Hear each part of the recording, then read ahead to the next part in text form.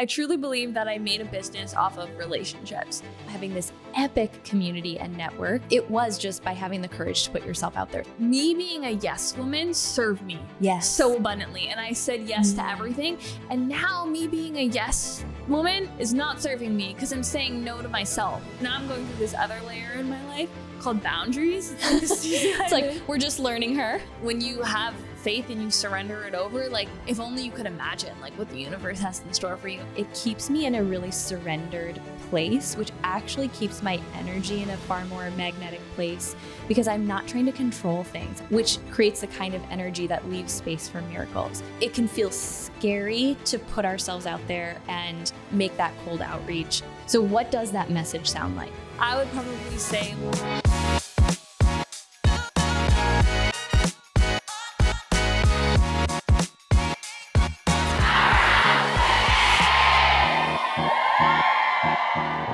Ayesha, welcome to Powerhouse Women. gosh, thank you so much. It is an honor, truly, to be here. I feel like this is a long time coming, and I'm so excited to sit down in person today and just get to really talk about networking and growing the incredible business that you've grown, because a big question that our community really struggles with is visibility. And I feel like this is really what your brand stands for and what you've helped so many incredible people do.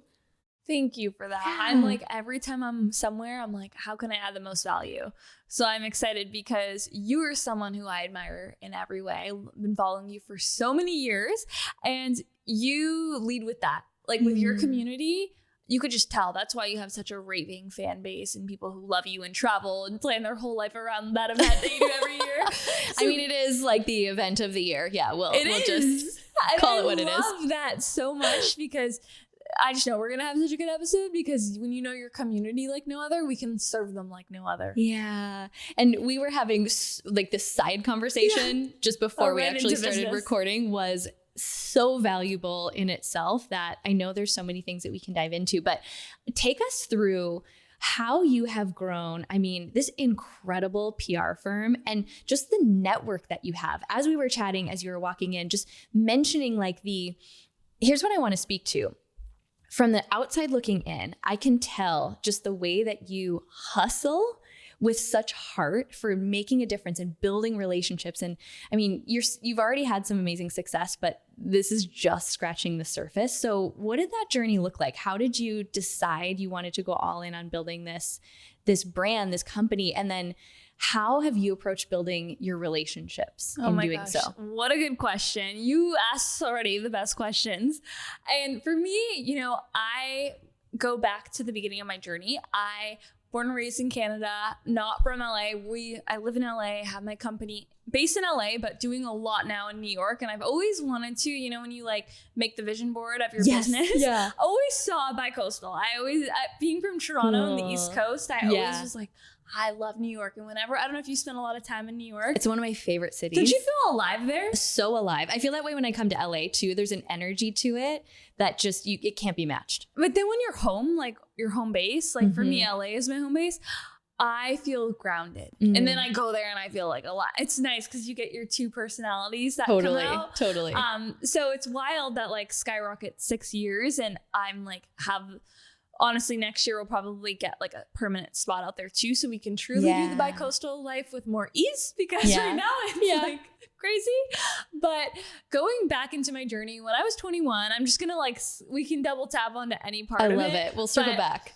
Start like 21, wanted to move to LA like every probably young female in my area, at least. You want to live where the sun is always shining and there's palm trees. And reality of that was, I'm a Canadian.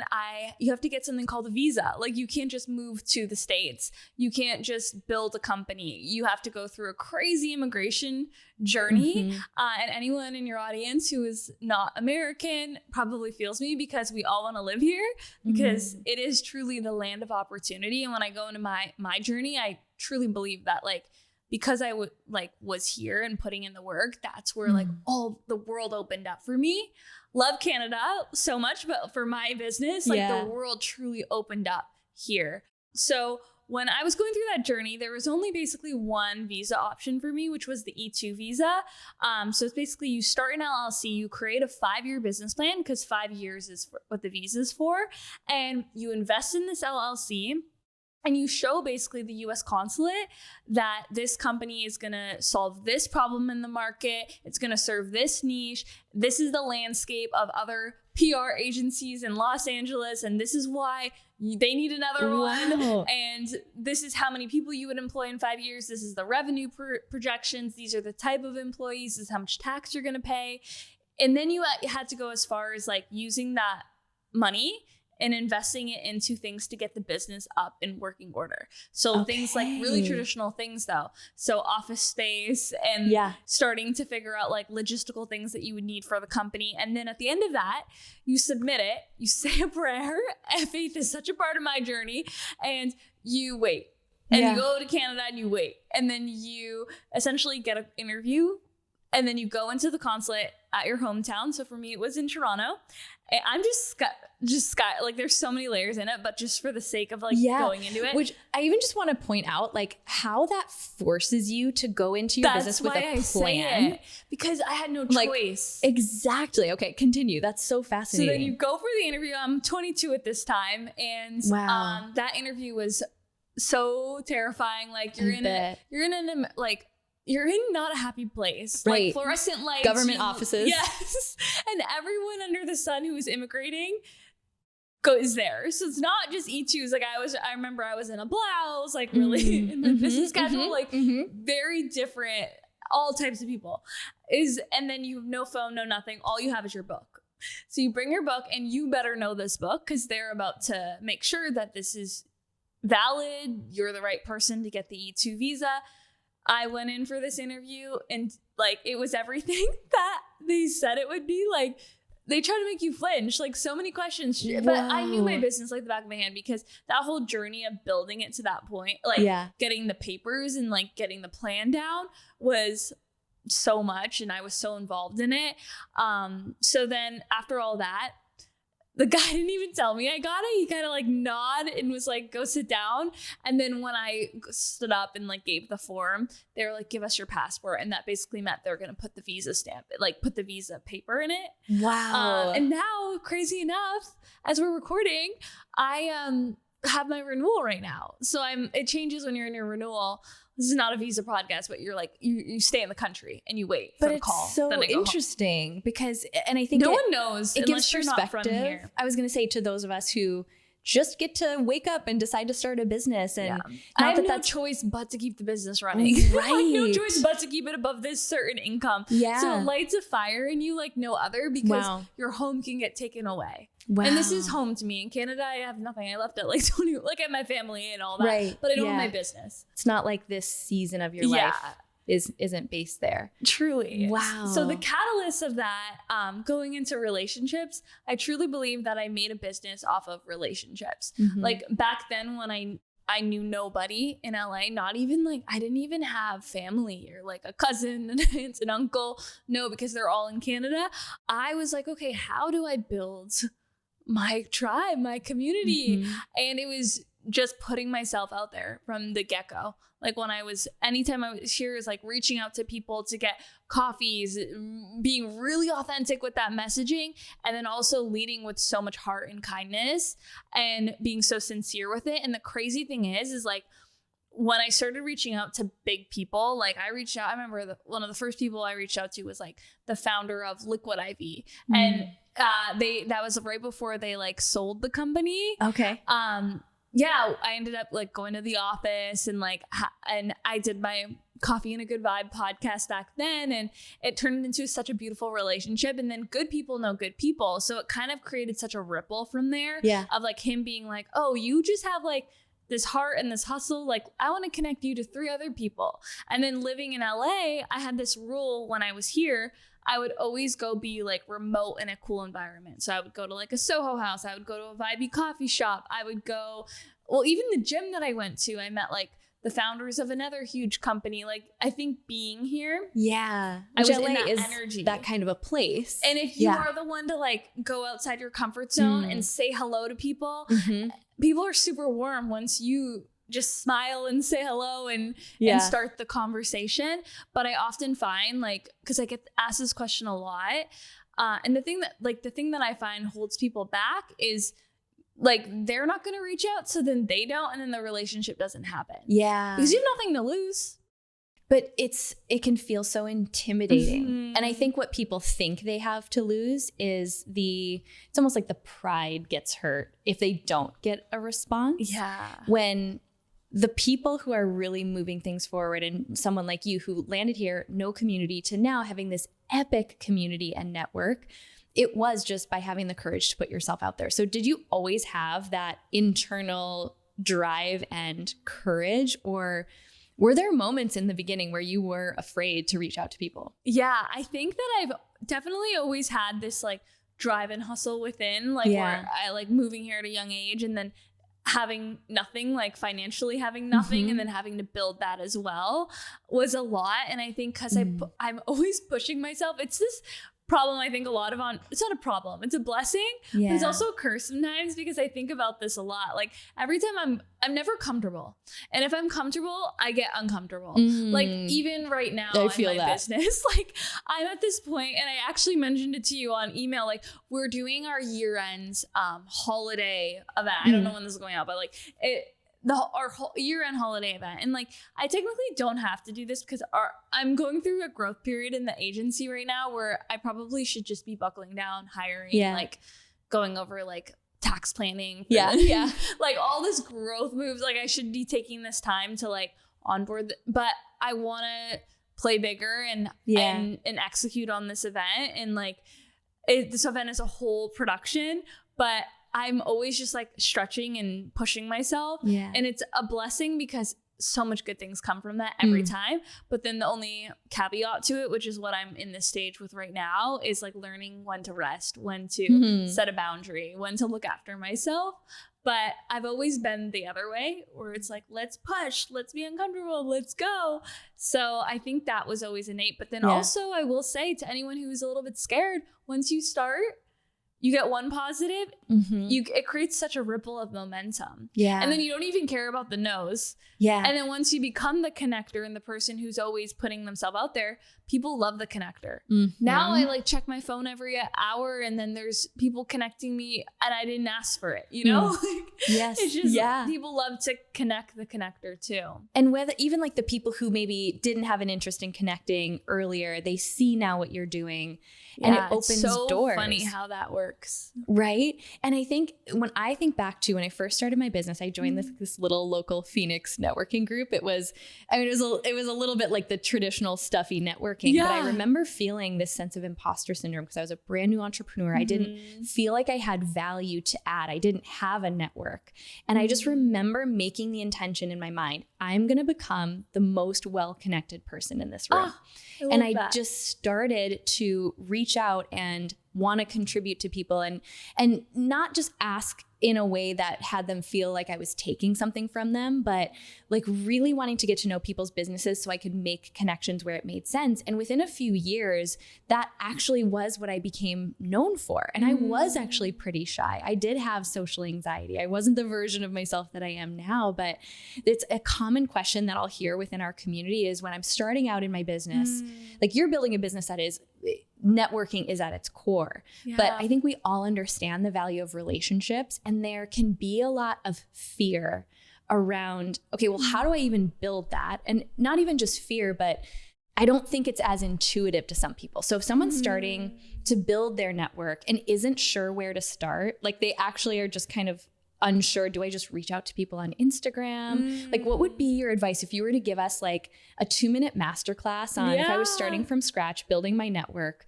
what would be like if I plopped you in a brand new city, you're not in LA anymore, somewhere you don't have a network. What would be like the first couple of things you'd do? Oh my gosh. So I am a millennial. Now I can't say Gen Z. What's the new Gen Z, and then there's Gen Alpha, I think. Oh my gosh. I don't know. I'm an elder millennial is what they call us. But I'm we like love at the Instagram. top. I know now I like TikTok, but I feel like with Instagram, so I would say new city, I moved there. I would be doing all of the things where I am looking at even like the one person I might know or a friend of a friend.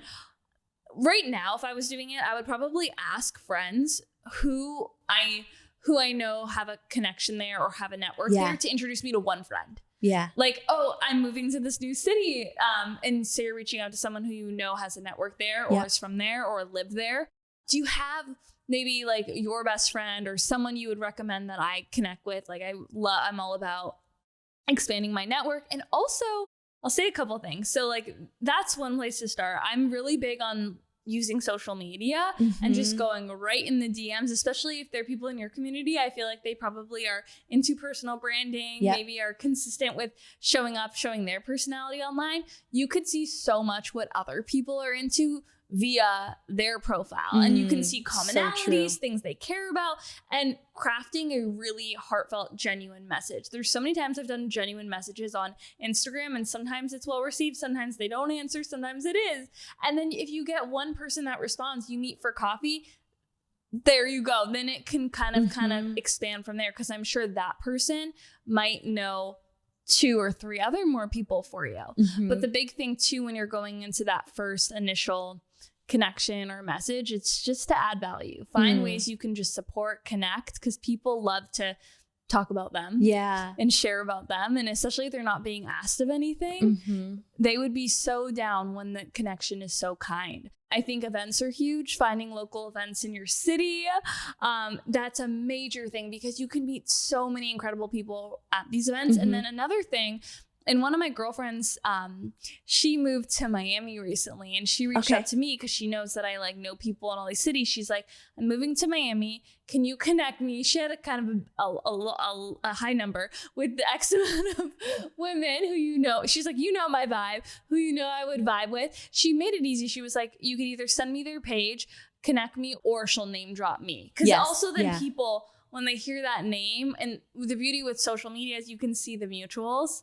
So people all of a sudden, like, they connect with you on a deeper level, because it's like whenever you meet someone at an event, you go on Instagram and you're like, oh, who are our mutuals? It's so fun. And then it instantly breaks. It has so much rapport and breaks the ice.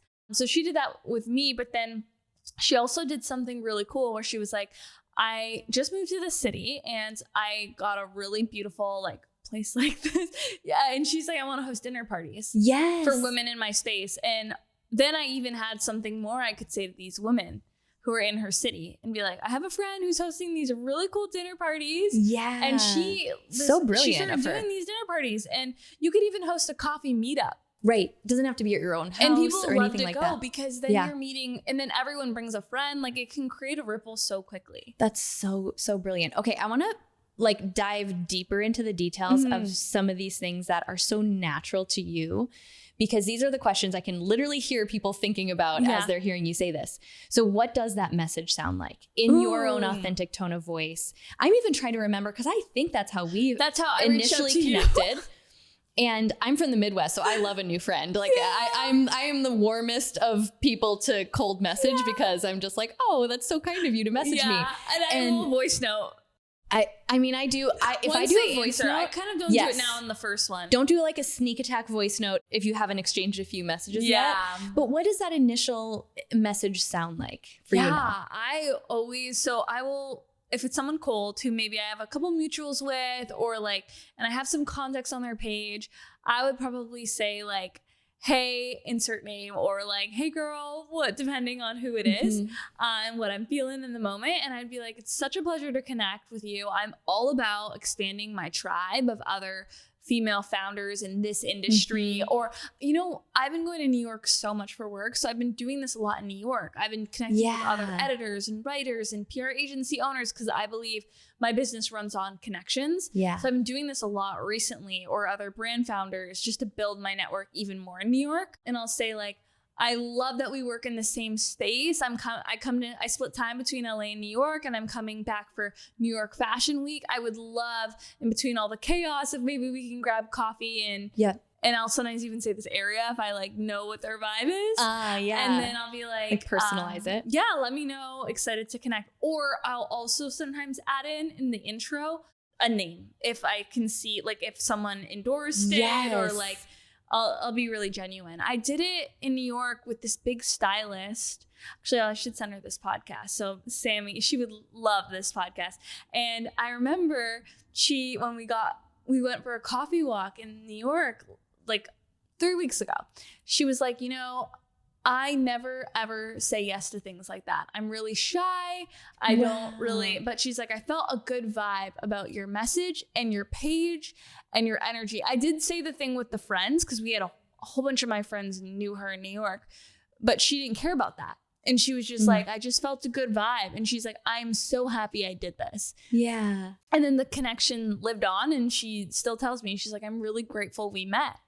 So you never know what could happen. You just never know. Yeah. And the other thing, I'd love to hear your mindset on this is, I firmly believe that we connect with the people we're meant to at the time that we're meant to. So I think it can feel scary to put ourselves out there and make that cold outreach, because it can feel really personal, especially if you see someone read it and then they didn't answer back, or if you don't get a response. Too, guys. When I did my but what's your mindset about that? Like, it just happens to me all the time. So I just had this like person who we have a whole bunch of mutuals. I would say like I'm playing in the business space, like at the same level. I had a lot of value to give this person, and they like, I don't even know if they like hearted it or like they just didn't answer. I don't know. It was such a nice message, and the person didn't answer, and I was like, you know what? It's fine. They're probably so busy. And when I go to an event, I'll probably like make a joke out of it. Sure. Yeah. And like then they might say like, oh, I was so busy, but also no, like you can't take anything personal. Yeah. And that's why I'm so big on like doing the inner work. Yeah. And like always building yourself up, because it's all our response to that is just a reflection of the inner work we need to do. Totally. Because like if it triggers us, then it's like, okay, what part of me is not feeling seen? Okay, let's talk more about this, because I actually believe that is the number one block to us having anything that we want in our business and in our life. And specifically with building the kind of connections that will get us to the next level, the kind of connections that will grow our business. So I'd love to hear more about how your inner work process has looked throughout your business journey. It's been such a part of my journey, because I, like I said in the beginning, like I didn't have anything going for me here. Like there's no reason why I should be in this seat right now. The only thing that I had was my belief in myself. Because even my family, I'm so close with my family. They're my best friends, and they're in Toronto, and they love everything I've done with my business. But out of love, they always are like, build your business. It's a PR. It's digital marketing, like branding, build it online. It's a digital world, like build it online, stay safe. Like they did not want like their youngest daughter like moving here, especially Los Angeles isn't that safe. So it was just, you always have so many opinions, even if it's out of love, or if it's someone in your life who does not want the best for you, like it shouldn't be in your life. But like if they are saying those things, you have to have your own belief in yourself, like no other. So for me, my belief system, my faith practice, my morning routines, I do this stuff in the morning, but I'm huge on a visualization meditation, my journaling routine, my belief system. I remember when I was in the beginning stage, my belief system was not there. So I would put out affirmations, like I would repeat affirmations to myself, but then also just have them all over my walls in my place. I remember when I was Airbnb-ing in LA, when I was building the business and working on the visa, I had like all these money affirmations like taped, because I was in an Airbnb. I just like wrote it on a piece of paper, like taped it all over the walls. I'm just gonna give you some new wallpaper, some decorating. I was like, this can't make a mark on the wall, so let's just put these. But because my money mindset, growing up in an like, God bless my family, like they did the best they can, but I did not grow up in a neighborhood where you go get $7, $8, $9, $10 lattes. Like same. I grew up where they have Tim Hortons and it's $1. So it's a lot of mindset and reframing, like that you're worthy of money, that you're worthy to live this life. And even now, I'm always so big on like speaking from like, I'm still in this journey every single day. It's a new roller coaster. Even now, as I'm playing the game in a bigger way and I work with clients who make an insane amount of money, I'm like, wait, I need to be able to put my head around that I can do that too. It's just, it expands as you grow, it just is immediately. always evolving. Yes. I love how you said how you realize that your response to someone's reply or not reply or whatever their response is to your message is a reflection of how you feel about yourself. Do you feel seen? Yeah. So how have you built that? Because that has taken a while for me to build that awareness, to realize that wherever I'm triggered, it's an invitation to look within. Yeah. How do you work with that when you have that awareness? I'm so big on solitude. So like, I think it's also huge that you can like identify it. Yes. Like I will the awareness. I think cause I was so alone in my journey, like as much as I'm like, I was always putting myself out there. You know, at the end of the day, I like came home to my Airbnb and I was alone, and I didn't even, and like all these relationships, they're new, right? They're not like family. I felt like I was very alone, especially that early on. And it was my choice. And I viewed it all as like, this is my choice to like be in a spot by myself. I could be playing in a really comfortable environment, but I'm choosing this. So it was having the awareness there, but I am so big on solitude. Like sitting with myself with a journal, pen to paper, taking myself, like building that inner relationship with myself. So either I would like take myself on a coffee date, go on a walk in solitude. So I remember when I moved here, I would go to the beach a lot because the beach was so crazy to me that it was so close. Because I grew up in Canada. I grew up in Wisconsin. It's basically Canada. So the cold and snow. You're like, this is the ocean. I know, you're like, such a crazy thing. And now it's so crazy because now I never go to the ocean. And it's so funny. You take it so for granted. But I would go sit at the beach in Venice and I would think, and I remember processing so many thoughts there. And I really had to become my own best friend with my self-talk, with how I would treat myself, how I would show up for myself, and really how I would care and be there for myself when I didn't have anyone. And when you learn to become your own best friend and build that relationship with yourself, when someone is just mean to you or reflecting something that brings up something like an inner child wound, you kind of just nurture yourself back, and you have to remind yourself. And it's so beautiful, right? When things trigger us, because I'm human. Like things are there's always different triggers, but it's a invitation, right? Like you said, to look back in and then give yourself what is lacking. But I think a daily solitude practice, I preach that so much, because when I'm not doing that practice, even if it's 20 minutes, when I'm in New York and I'm always with people, and every 30 minutes of my day, I'm like in something, and it's all in person. So it's even more energy every morning, or even if it's like late morning, I have to find time in New York to take myself alone to a coffee shop just to like get a coffee and sit, like be in my thoughts. Yeah. Cause then I actually am able to think clearly. Yeah. Yeah. It's one of the biggest lessons of this year for me is carving out more of that alone time. And I've always loved alone time, but I think realizing the value of aloneness, especially, you know, our motto in Powerhouse Women is you're not meant to do business or life alone, which I firmly still believe that the community is such an important aspect. And there's certain things and certain healing that I've done that could only be done by giving myself that space to heal alone. So that's so well said. And I think it helps me connect the dots too with just how you've been able to create the success that you've had, because you know yourself so well, and the way that you're approaching these business situations. I mean, just like the conversations we were having before we started to record, and just hearing your mindset about how tenacious you are, not only just the way you advocate for your clients and getting them the connections that they want to make, but people who aren't even clients.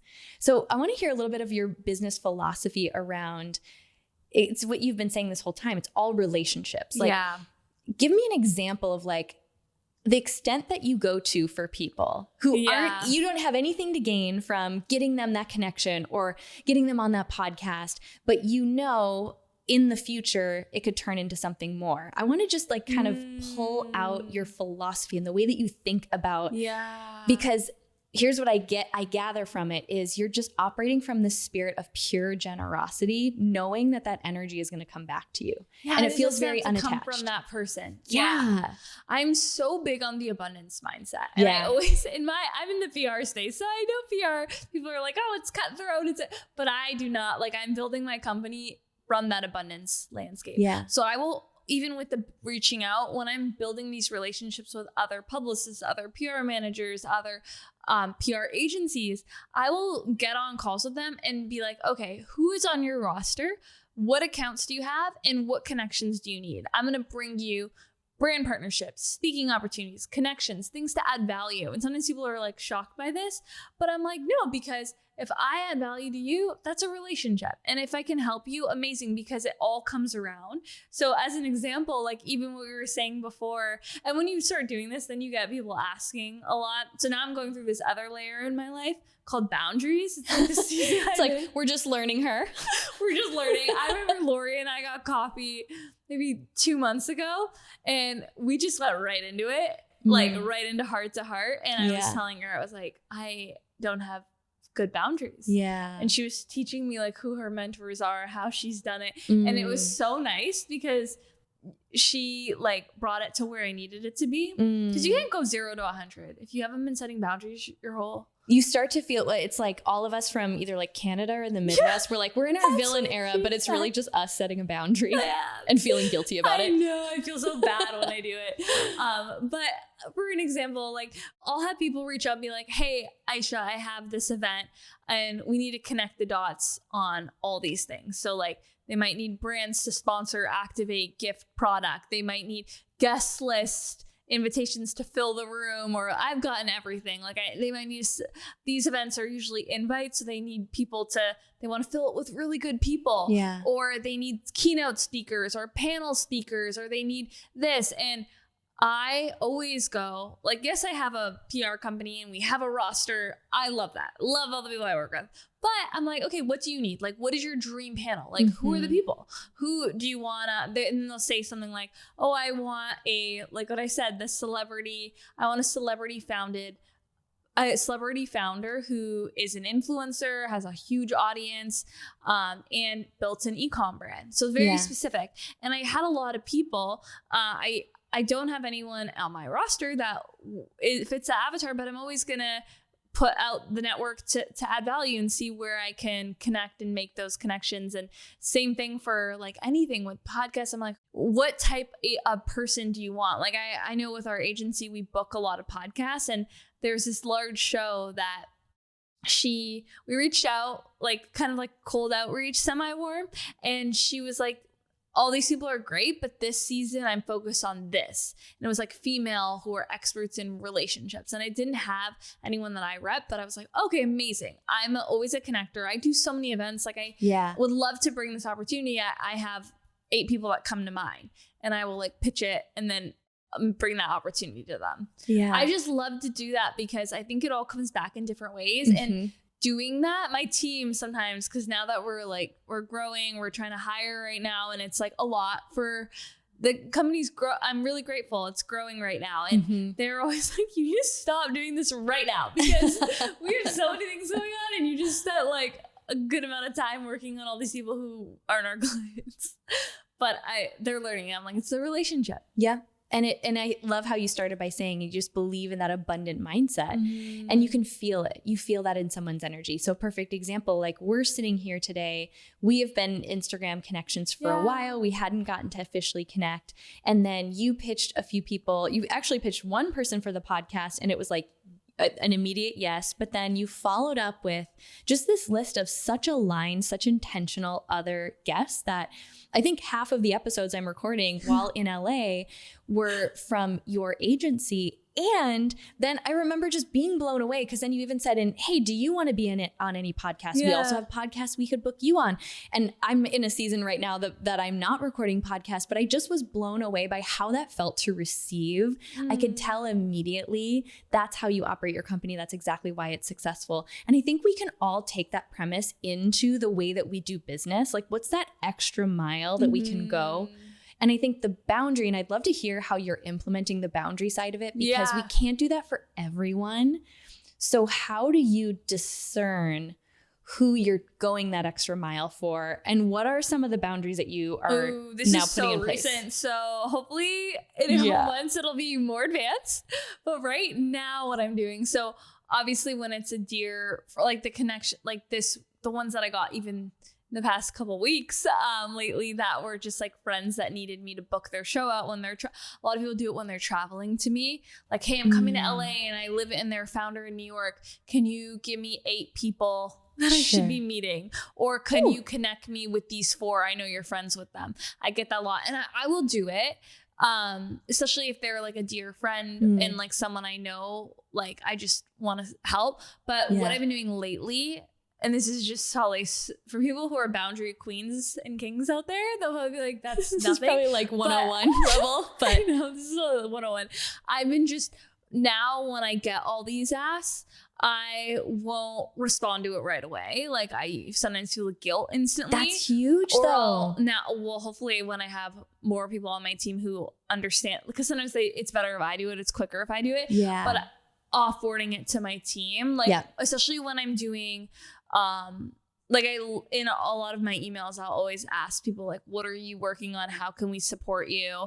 I met this girl, I was at an Instagram meta event last week. It was epic. There were so many people. And then with these like big creators, I met a lot of PR managers. And then some of them, when they meet people like me who have deals and things they can bring, because also if I have a brand that comes to me for a campaign, a lot of brands do this. They're like, hey, we have X amount of budget this quarter and we want to put it in the right people. Who do we go to? And say, I don't rep people who are like that. I will love to bring business to other agencies. And I like, that's a prime example. So this lady jumped on it, emailed me right out. I put her on email. I was like, not adding this to text. So put on email, and then I'm going to offboard it to my team. Another good boundary. Yes. Right? And delegating. Delegating is a better word. Yeah. And then responding when I have the bandwidth. And that alone, number one, I think noticing if we have that internal fear of not responding right away and realizing that that's self-generated. That's usually coming from a place of like people-pleasing tendencies or not having boundaries. And I'm speaking like I am that girl. I've had to really learn that lesson of allowing myself space before I respond. Because my typical reaction, especially when I was learning this lesson, was to say yes to everything, even if it wasn't an aligned yes. Because sometimes, again, I have to sit in that solitude, sit for a moment. I'm a generator in human design. So I have to sit with like, is this a hell yes? Because if it's not, then I'm actually not doing that person a favor by saying yes to something that I really want to be a no. Or so it's taken me a lot of discernment to learn the difference between my yes and my no. So that taking that space is actually such a brilliant piece of advice, especially when there's so many, when you have the opposite problem that there's so many connections coming at you that you aren't able to give your full energy to them. And on that, what you just said, I really resonate with that, because when I moved here, and I feel like same thing for you, same thing for Lori, me being a yes woman served me so abundantly. And I said yes to everything. And now me being a yes woman is not serving me because I'm saying no to myself. And that's the biggest realization I have to keep telling myself, because it hit me so hard these past couple months. Like, I can't be the same yes woman. I can't go to every event, even though the mindset when I moved here, I would go to every event. I would always be working at like different. Now I'm like hiding in my office, like not going to all the events because I like am not in that season. But it's like so much honoring that season that you're in. But I really resonated with that because the yeses did serve me. And I feel like depending on where everyone's at when they're listening, it's like if you're moving to a new city, then you gotta be that yes woman. Yep. That's so important, is discerning and knowing which season that you're in. That's so good. Okay. I want to just get into your business mind a little bit, because the way that, again, even just in the few minutes we were chatting before the episode, hearing like the tenacity is the word I want to use for it, that you approach, the way that you do your job. So you're, trying to connect people with certain podcasts, you're trying to make connections for people. I want to hear how you think about getting a no, or when you get like what seems like a roadblock, Because I have this sense that the way you interact with a roadblock is not the same way that most of us do. And that's why you're having the success and be able to make a lot of the connections that you are. So like, are you deterred by that when someone's like, oh no, or they're not answering back? What is your approach to that? You know, the thing is entrepreneurship is all roadblocks. Yeah. I feel like every day I tell my team, I'm like, oh, well, today's a new adventure. Like yesterday was a really hard day for me. And the day before that, I was at Lewis House, School of Greatness, and like in a pod shoot with David. Yep. And then we're at really cool meetings. I was at PR events with all these influencers, and it's like running around LA. Like every day is so different. I like posted on my story, like yesterday was a day where it's like, after my crazy morning, I'm really big on my morning routine. After that, so I did get like my workout in, my meditation in. I was like in my activewear, like stuck on my screen. Then it ended up being Zoom call.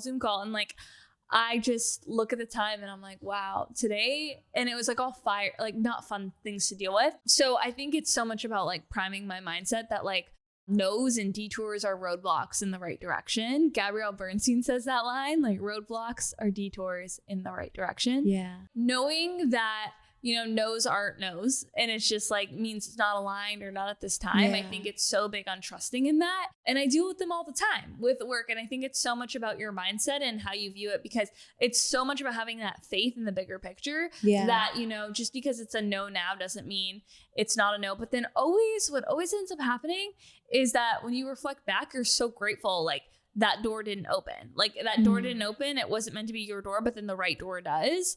And like right now we're dealing with some stuff with yesterday we were dealing with stuff with the big holiday event, and like things of like, okay, well, we're going to cancel this, or like we can't, like, this is like my ego and everything. Like we cannot, but also trusting that, okay, maybe I don't know yet. 'Cause it's just like, the next day I'm like waiting till a couple things kind of come through. Yeah. But understanding that, okay, if it doesn't happen when it's supposed to and the date that I had, then it's meant to get pushed, and maybe it won't make sense to me for the next couple months, but when it happens, it will make so much sense. Yes. Like everything always makes sense in the end, but you can't let that deter you or bring you down, because the thing that I've been really sitting with when I get the no's is like your energy, because your energy attracts or repels. Yeah. If you're at a high vibe, you're going to attract great things. But if you're at a low vibe, you're going to attract things that are in alignment to that. So I've been really trying to catch myself like, okay, you can't get hung up in the no, because you are a leader to your team. They can't feel that energy, because then everyone comes down, and then the whole day feels like for other opportunities and other things that we're working on, we're not a vibrational match for it. And I'm very big on like where your vibe is, where your energy's at. So same. You almost like, it's a disservice to yourself. Yes. And it's so human to have the moments where you catch yourself being disappointed or being frustrated. We all have those moments, but then it's the moment of awareness and the choice that to realize that we have a choice.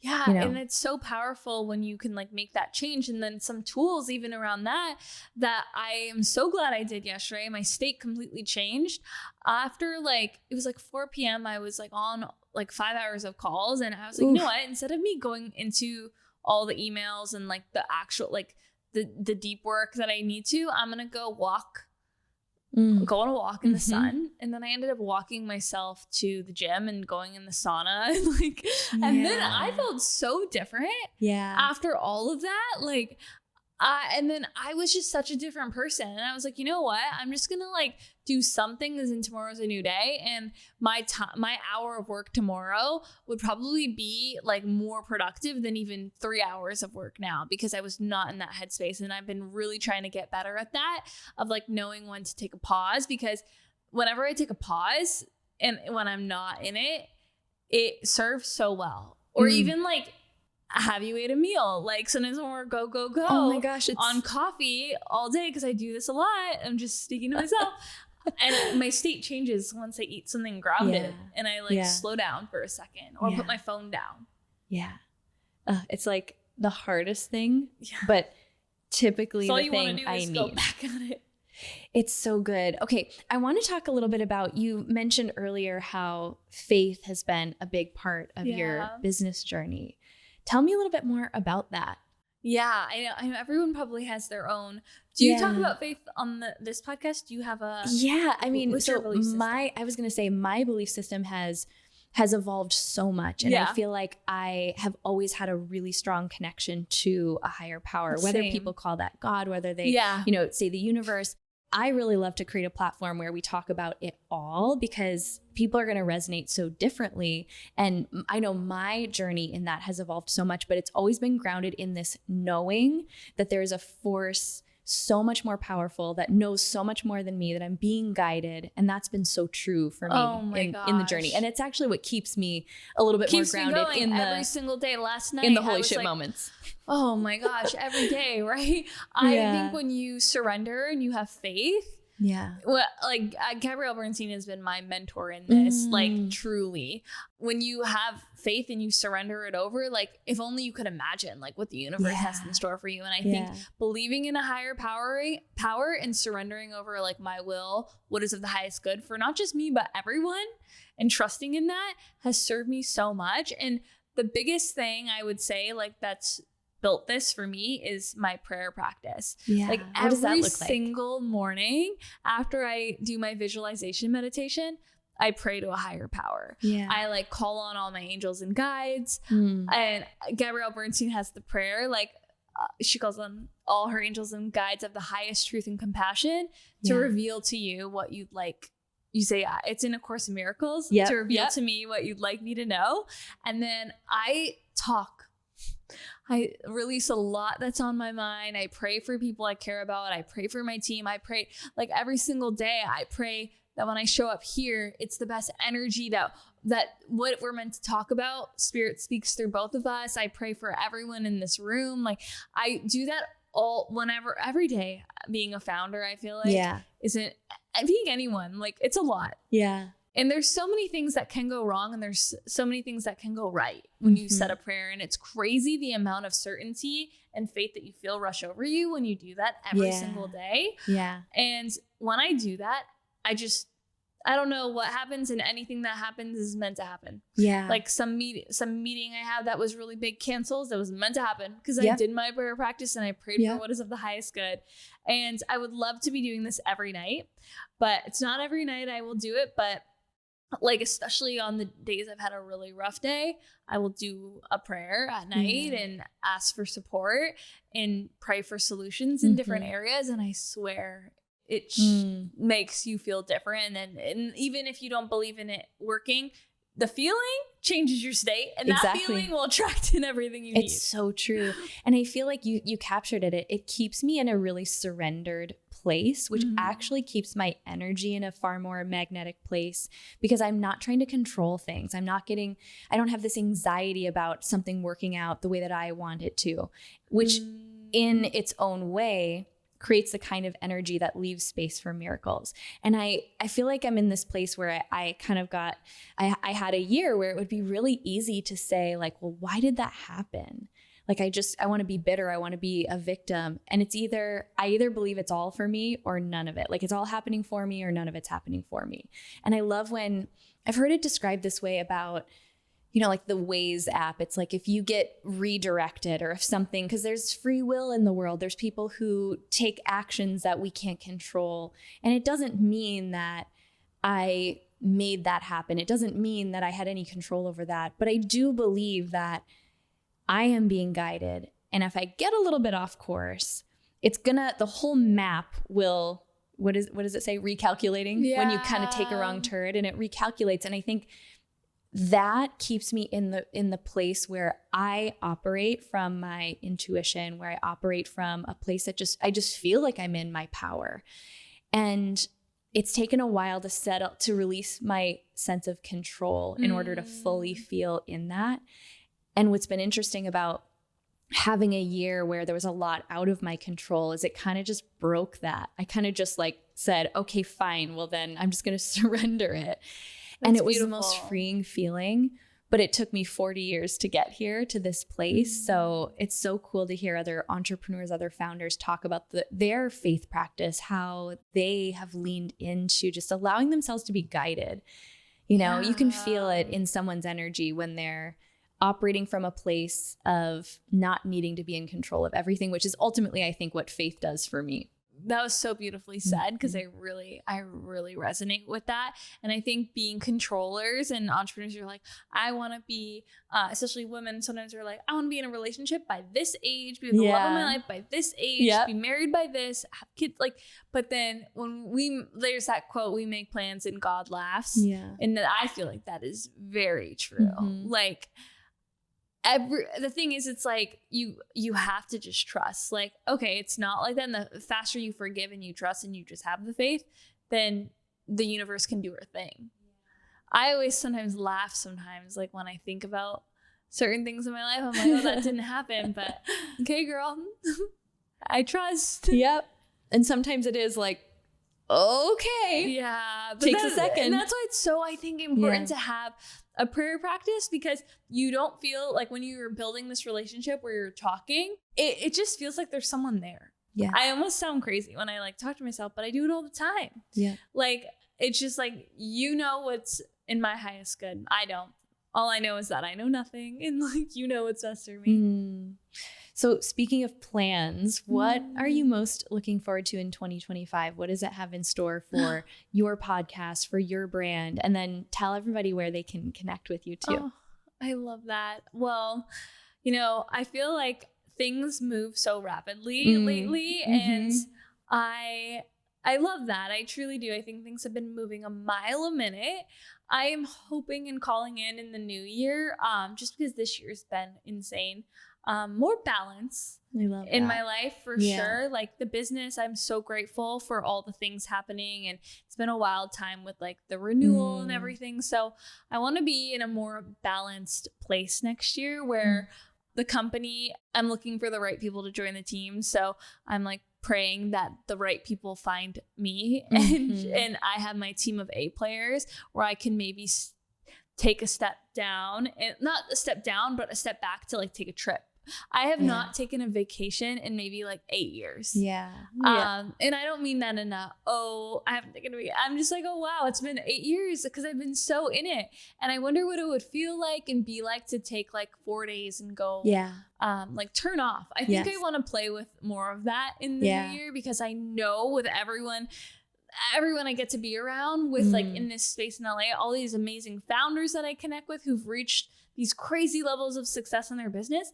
They do that from like, I do the daily solitude. They do like 4 days. It's like such solitude. Permission. Yeah. So I think I'm really excited about the scaling of a team and a company where, if I did take time off, it can run without me. Yeah. And then the growth of everything that I'm really passionate about, which is adding value and scaling my podcast, doing more founder dinners and events, because I do a lot of events to connect the community. And those are great because it's where the fulfillment is for me, where I could just bring people together and everyone can connect. Yeah. And when I have more of my infrastructure built with my team, I can execute more on these bigger types of events and podcasts and things like that, because I have more time to be present for those. But I'm really excited for everything to come. And the best way to connect is probably Instagram, because we were talking about that. So just my personal Instagram at Ayesha Sehra. And I have a podcast as well, which you need to come on. I know. Okay, next trip here. We'll do that. On that season. Yes, I know. Podcast. Yeah, I keep telling people, I'm like, I'm in a cocoon season. When is the season I will let over? You know. Probably end of the year. That's a good time though to come out of it, because the new year is a great time. A lot of people have like slowed down on bookings anyway. It's exciting. And my podcast is Coffee and a Good Vibe. So. Which I'm so excited to be connected with you and to be in your world. I mean, you have just been so generous, even just in connecting and waiting for the right time for us to be able to drop in and do this. So thank you so much for being here today. Thank you for having me. It's been such a blessing. You are so good at what you do. Thank you. I have so much fun doing it. Good at what you do. Now I'm like, I need to go down the Powerhouse women rabbit hole. It's a fun one, and I can't wait. I mean, if you really want to go down the rabbit hole, it's coming to the live event. Like, this is just a sliver of what it's actually like to be in the Powerhouse women world. It's the best. I always say, I'm biased, so take that for what you will. But I want to end with this question that I love to ask, especially my fellow ambitious women, because I know something that I'm working on being better at is pausing to acknowledge myself, not even needing that validation from anyone else, because I'm acknowledging myself in the big and the small moments. We just call them a powerhouse moment, and it can be anything big or small. But what is the first thing that comes to your mind when I ask, what's a recent powerhouse moment that you want to celebrate or acknowledge yourself for? Oh, well, on the theme, I think the first thing that comes to mind is like the boundaries in choosing myself. Like, the second you choose you, someone else, the world can choose you too. And if you don't look after your own cup and like really check in with yourself and look after you, then you can't pour onto others. Yeah. And I think flipping that mindset of like, okay, creating boundaries and being selfish is not being selfish. It's actually helping me. So when I do show up for others, I can fully give my best self. Yeah. So I think it's around celebrating that, because it's been a journey to do that. As someone who's not in the same, like have the same kind of background, they might be like, some people might be like, I get that. It's tough. Some people might, that comes easy too, but celebrating any of your wins is so important. Yeah, that's so beautiful. So well said. Thank you so much for being here. Thank you. This was such a pleasure.